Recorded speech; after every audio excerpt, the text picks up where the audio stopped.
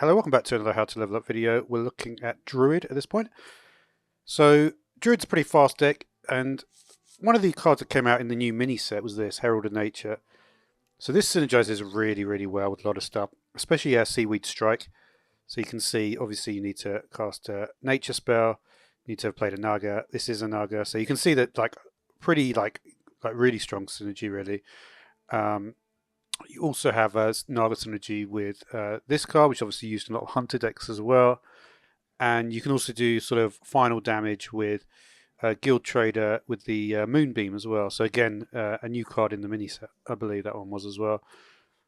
You've also got the potential, if you put Wicked Claw behind Thorn Growth Sentries, to sort of really spiral the amount of attack you can do. This is good against decks like which have got no spells, like the Paladin deck, for example. And which can't be, I mean, they can use that hard removal of changing it to a 1/1, but that's pretty good because that's like their best removal card, really. Apart from obviously, is like Pyromancer quality or something like that. But yeah, I mean, in general, you just want to get a big board. You want to do one good thing to do is to get rid of this, because that's what this is for essentially. So. If you have it in your opening hand, for example, you want to get rid of it because that way you can separate the two out. Maybe do a little bit of removal, and obviously just gives you an extra nature spell, which is obviously going to buff a trigger or initiate or whatever the Herald of Nature there. And yeah, if you can get because a lot of fast, even like Warrior, you can actually sort of classic Warrior deck, not classic, but like the last year or so, obviously there's been the fast Warrior deck with the Quest. It was nerfed, the Quest, obviously, to do, I think, an additional pirate. It used to be it's a 3-stage quest. The quest line, I mean, it was it 3-2-2 or something, and then now it's 3-3-3.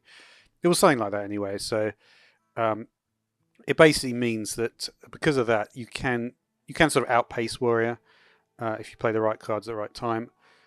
This is always good to play early on, obviously. If you can, take advantage of it, if you happen to draw a couple of them, or often they seem to get two in one go, but even if you draw one and you've got a reasonable board, you could do it. If you're low on cards, you might want to play Composting.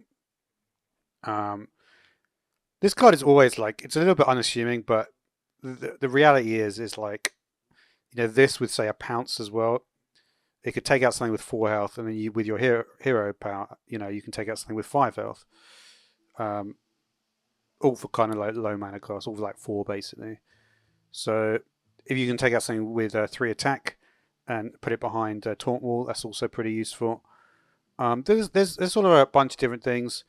Quake form, probably best to play it a little bit later. You don't want to play it immediately because you want to always draw it. But if you look at the general sort of, you've got 20 out of 30 cards are 2 or less.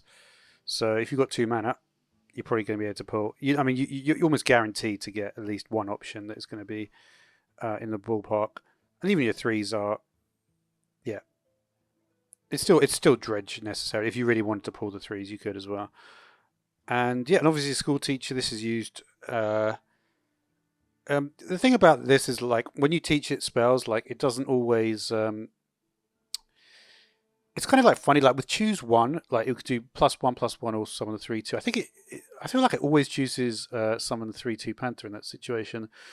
But then there's they're giving the taunt thing, which you give a minion 2/3. You do get to select. So sometimes you get to select, and sometimes you don't. So you just have to sort of remember which ones let you select. And yeah, that's pretty much all the cards. So thanks for watching.